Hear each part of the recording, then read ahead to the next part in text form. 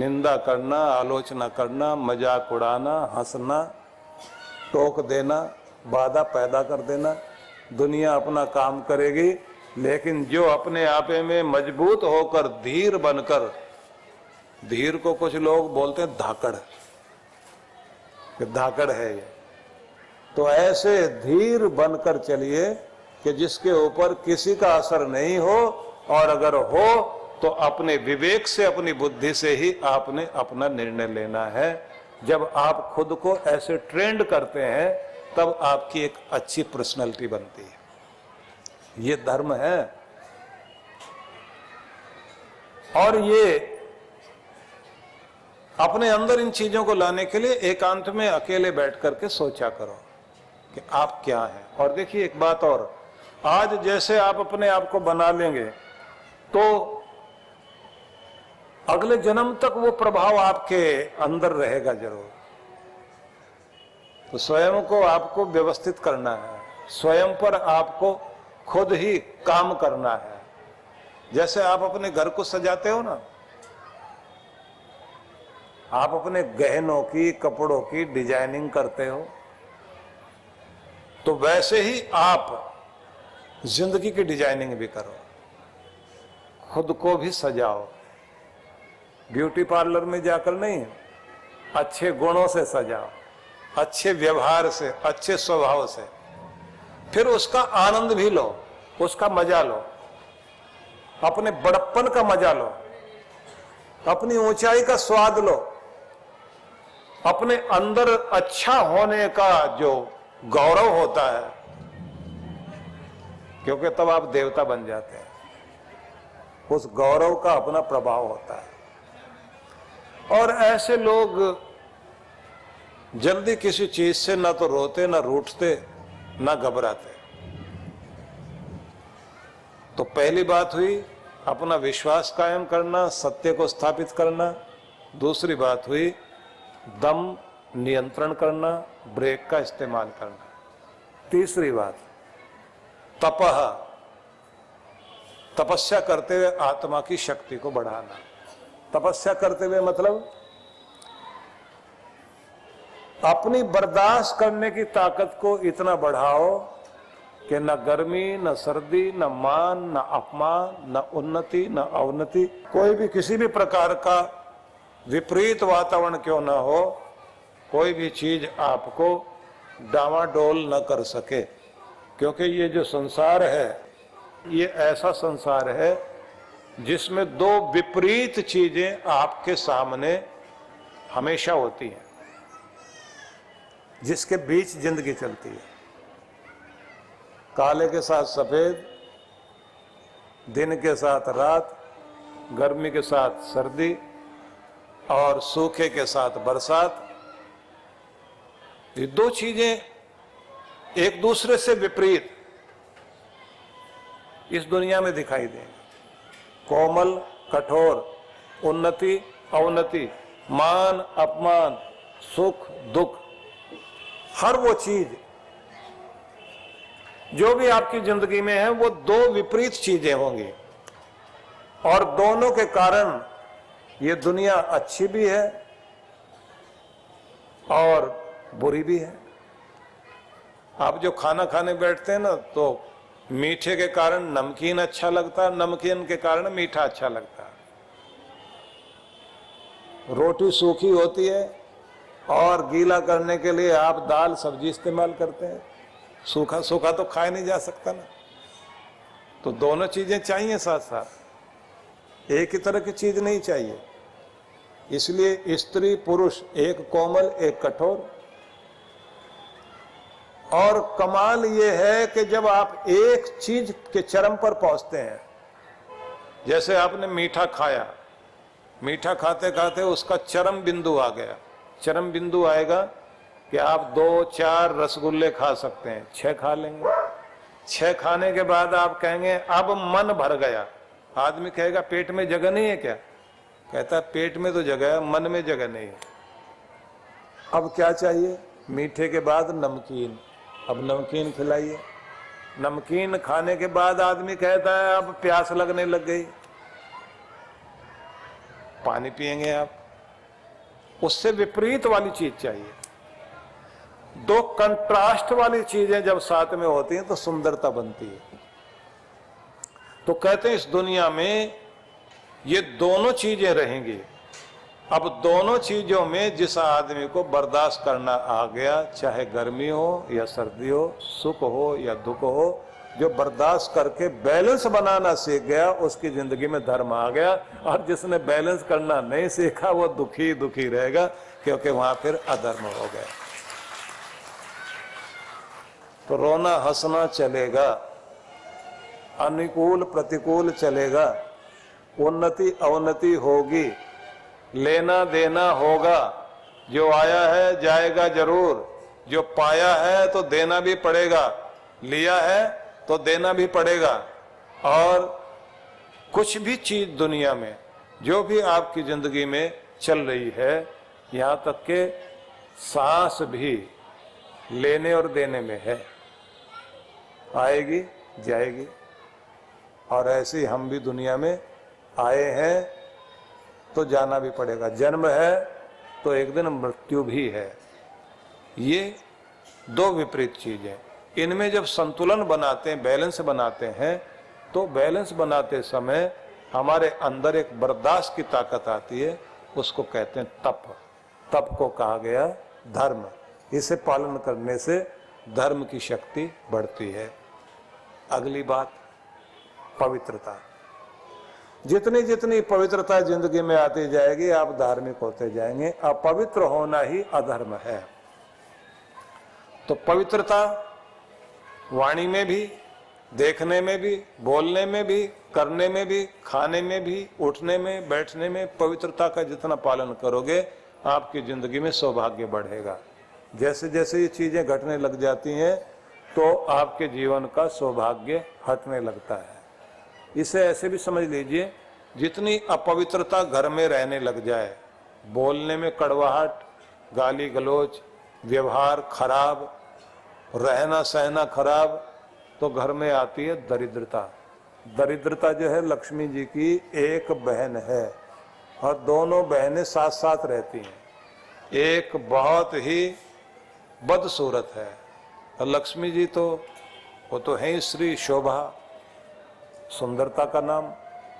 तो जब आप घर में ठीक ढंग से नहीं रहते, जिंदगी में ठीक से नहीं रहते, व्यवस्थित नहीं रहते, घर का ठीक से देखभाल और संभाल नहीं करते, चीजें घर में पुरानी नई सबका ढेर पड़ा हुआ है, बोलने चालने में गंदी भाषा का प्रयोग, और जितनी भी अपवित्रता हो सकती सब है घर में, तो दरिद्रता देखकर बहुत प्रसन्न होती है। वो कहती है इसका घर कबाड़ी की दुकान है। तो ऐसे कबाड़ खाने में जाकर रहने में हमको बड़ा मजा आता है। तो दरिद्रता वहां जाके बैठ जाएगी और वहां से निकलेगी ही नहीं। बीमारियां भी कहती हैं यहीं रहना चाहिए, और जितनी भी बुरी चीजें हैं वो वहां पनपने लग जाती हैं। इसलिए आपको क्या करना चाहिए, अगर अपने घर में खुशहाली चाहते हैं तो दरिद्रता को बाहर निकालो और पवित्रता को लाओ। जितना जितना पवित्रता को लेते जाएंगे, उतना उतना लक्ष्मी का प्रभाव आपके घर में आना शुरू हो जाएगा और कृपा रहेगी। हो सकता है कि कभी कभी लक्ष्मी का प्रभाव आपकी जिंदगी में कम हो जाए, लेकिन आप अपनी पवित्रता को बनाए हुए हैं। तो थोड़े दिन के लिए बाहर चली भी जाए, लक्ष्मी इधर जाए उधर जाए, तो उसके बाद उसको लगता है कि जहां पहले रहते थे ना वो जगह बहुत अच्छी है, और लौट के फिर आएगी। और अगर आपने ठीक से ध्यान नहीं रखा, फिर कितनी भी कोशिश करना वो रहेगी नहीं। किसी सेठ के सपने में आके लक्ष्मी ने कहा कि अब हम यहां से जाएंगे, तुमने धर्म कर्म बहुत किया है तो बहुत समय तक हम रहे हैं, चलिए तुम्हें 1 महीने का टाइम देते हैं, जो कुछ इस समय में कर सकते हो कर लेना, संभाल के हमें रख सकते हो रख लो, जतन कर सकते हो करो। सेठ की समझ में आया कि अपने जितना भी रुपया पैसा है इस सबको संभाल लिया जाए, तो उसने सारे सोने के सिक्के, पुराना समय था, अपनी 4 पाई के जो पाए थे ना उसको खोखला करवाया और उसमें सिक्के डलवा दिए। और जो घर के पिलर थे, घर में खंबे लगे हुए थे लकड़ी के, उन पिलर में भी उसने सोने के सिक्के भरवा दिए। बुद्धि ऐसी काम कर गई उसकी। और जो घर के छत पे तख्ते लगवाए, उनमें भी सोने के सिक्के लगवा दिए। दुर्भाग्य से एक दिन तेज आंधी तूफान आया और इसका घर गिर गया। बहुत तेज बारिश हुई, औरों का तो घर इतना गिरा नहीं था, इसके घर की तो सारी चीजें गिर गई और सारी लकड़ियां जो थी जिनमें सिक्के भरे हुए थे वही बहनी शुरू हो गई। अब जब वो सब बहनी शुरू हो गई तो सेठ की अकल थोड़ी देर तक तो काम नहीं की। उसके बाद इसको समझ में आया कि जो 1 महीना कहा था, क्या वो टाइम हो गया? पूरा हिसाब लगाया तो समझ में आया कि महीना पूरा हो गया। और उसमें कहा गया था कि लक्ष्मी जाएगी तो तुम्हारे घर को छोड़ के जाएगी, तो फिर तुम कुछ भी जतन कर लेना, रुकेगी नहीं। तो इसने सोचा कि ये लक्ष्मी जा तो रही है हमारी, लकड़ी के तख्तों के अंदर से जा रही है, खंभों में से जा रही है, तो देखें जाती कहाँ है, किसके घर जाती है। तो जिधर जिधर लकड़ी बहती जा रही थी ये भी पीछे पीछे जा रहा था। उस दिन जो है बारिश लगातार चल रही थी। एक लक्कड़हारा अपनी पत्नी से बोला कि लगता कई दिनों तक बारिश चलती रहेगी। अब जो लकड़ी हम जंगल से लाते थे, आज तो कहीं किसी की बहती हुई लकड़ी दिखाई दे गई तो वही निकाल लाते हैं। कम से कम 2-4 दिन तो 2-3 दिन बारिश चलेगी, हफ्ते भर का काम निकल जाएगा। तो पानी में लकड़ियां बह रही थी, वो गया और एकदम जाके बीच में खड़ा हो गया। लकड़ी निकाले, पत्नी के हाथ में पकड़ाए, वो संभाल संभाल के उधर रखे। इसने कहा 10-15 दिन का काम तो चल ही जाएगा। लकड़ियां इकट्ठी कर ली। सेठ दूर खड़ा हुआ देख रहा है, लगता है लक्ष्मी इसके घर में जाएगी। मेरी थी, मेरे पास तो टिकी नहीं, अब इसके घर में जाएगी। उसने लकड़ियां संभाल के रख ली। उसके बाद उसकी पत्नी उसको अकल देती है, क्या करोगे इस लकड़ी का? हलवाई को बेच दो ना, वो भट्टी में डाल देगा, 2 पैसे अच्छे मिल जाएंगे, महीने 2 महीने का काम अच्छा हो जाएगा। पत्नी ने दी अक्ल। इसने कंधे पर लकड़ियां ला दी और ले जाकर हलवाई की दुकान के बाहर जाके डाले और बोले, सेठ लकड़ी लाया हूं। बोले डाल दो बाहर। नहीं, कुछ पैसे अच्छे दे दो। बोले जो भी है लगा देंगे, अभी मुनीम आएगा, देखेगा, हिसाब कर देगा, जितनी डालनी है डाल दीजिए। अब सेठ भी दूर से, जिसके घर से लक्ष्मी बहकर आई थी ना, वो भी खड़ा खड़ा देख रहा है कि लगता है लक्ष्मी लक्कड़हारे के घर में रहने वाली है नहीं। डाल दी गई वहां लकड़ियां। जो पैसे हलवाई ने देने थे दे दिए। अब हलवाई जैसे ही लकड़ियां रखवा दी तो उसने कहा बारिश हो रही है, लकड़ी को अंदर रखवा दो, जहां मिठाइयां बनती है वहां रखवाना। तो वहीं जाके लकड़ी डाली गई और अंदर की तरफ हलवाई का मकान, जिसपे घर में वो रहता था। तो इसकी पत्नी बाहर आई, उसने कहा थोड़ा इसमें से हवन के लिए लकड़ी ले लें। तो उसने एक कुल्हाड़ी ली और जैसे उसमें मारी तो लकड़ी में से सिक्के निकले बाहर। पति को बुलाया और कहा इन लकड़ियों में सिक्के हैं।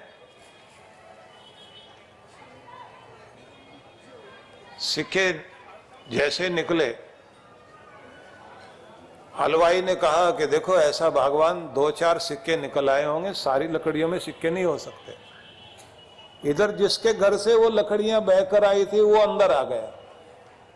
उसने कहा सारे जितनी भी लकड़ियां हैं सब में सिक्के हैं, मेरे घर से बह के आई है, लक्ष्मी मेरी नहीं है, अब ये आपके घर में आई है, अब आप ही की है, मेरा तो जो बुरा होना था हो गया।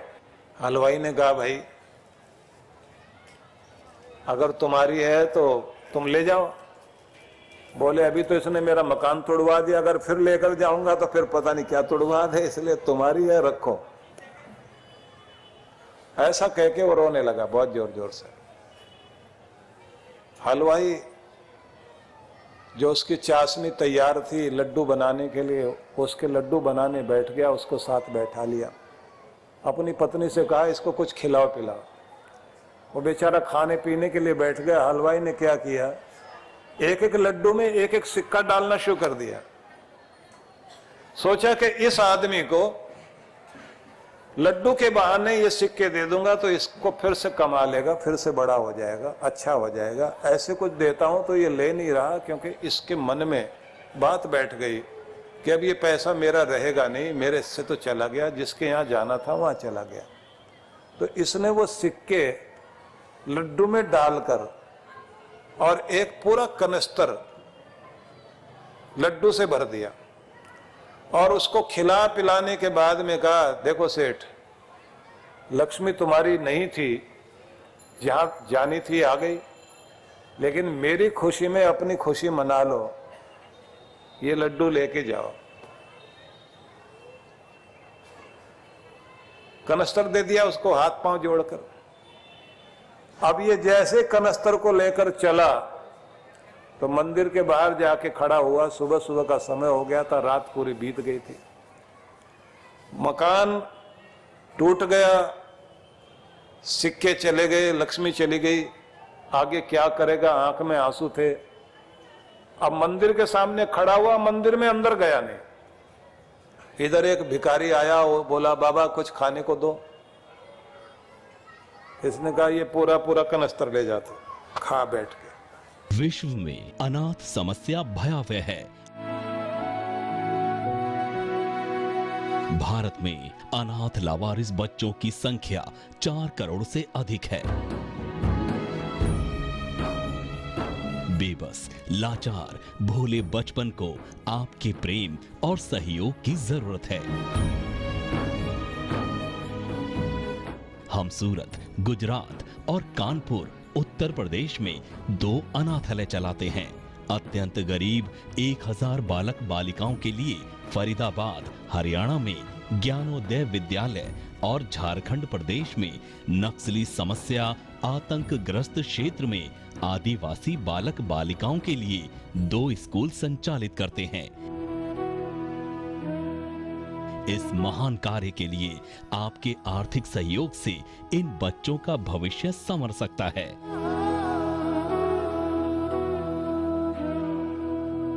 यदि आप विश्व जागृति मिशन के इन बाल विकास योजनाओं से जुड़ना चाहते हैं तो संपर्क करें। विश्व जागृति मिशन, आनंद धाम आश्रम, नांगलोई, नजफगढ़ रोड, बक्करवाला मार्ग, नई दिल्ली 110041। दूरभाष 0114710283456 और 28344767। Toll free number 1800118188। जीवन संचेतना लाखों पाठकों की बुद्धि को सच्चेतना से और हृदय को सद्भावना से परिपूर्ण करने वाली मासिक पत्रिका जीवन संचेतना। ये देववाणी है परम पूज्य श्री सुधांशु जी महाराज के उपदेशों को पढ़ने एकमात्र समान उपयोगी मासिक पत्रिका जीवन संचेतना। सदस्यता शुल्क भारत में,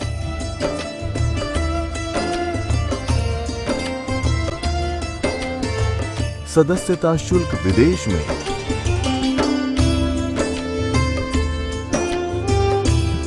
यदि आप जीवन संचेतना की सदस्यता प्राप्त करना चाहते हैं तो इस पते पर संपर्क करें। विश्व जागृति मिशन, आनंद धाम आश्रम, नांगलोई, नजफगढ़ रोड, बक्करवाला मार्ग, नई दिल्ली